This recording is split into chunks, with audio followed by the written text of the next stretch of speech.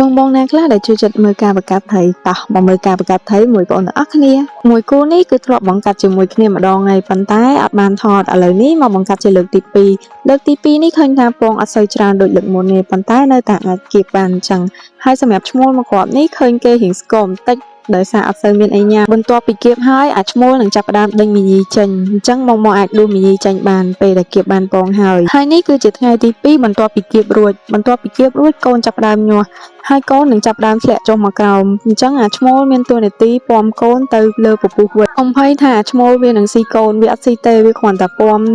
យកទៅខ្ជាក់នៅក្នុងពពុះវិញដើម្បីឲ្យកូននឹងបានដកដង្ហើមបន្តទៀតពីព្រោះថាកូនធ្លាក់មកក្រោមឆ្ងាយពេកវាអាចឡើងលើទឹកទៅដកដង្ហើមបានទេហើយបើសួរថាអាឈ្មោលវាស៊ីកូនខ្លួនឯងអត់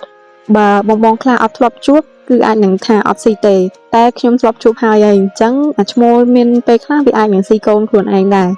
ហើយមួយទៀតគឺអត់ស៊ីកូនទេគឺស៊ីពងតែម្ដងអាហ្នឹងបងដែលធ្លាប់ជួបទៅដឹងបើសិនជាបងជួបបែបឈ្មោលស៊ីពងឬក៏ស៊ីកូនខ្លួនឯងបងគ្រាន់តែឲ្យវាគៀបហើយបង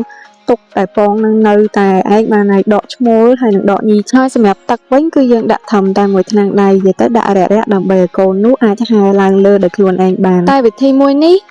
កូនគឺអត់សូវរស់បានច្រើនដូចឈ្មោលមើលថែបានល្អហើយនេះគឺជាថ្ងៃទី4បន្ទាប់ពីគៀបរួចឃើញថាកូនត្រីចាស់ហែទឹកខ្លះហើយអញ្ចឹងបងអាចដាក់ចំណីឲ្យវាស៊ីបានហើយចំណីនោះគឺជាចៃទឹកក្រហម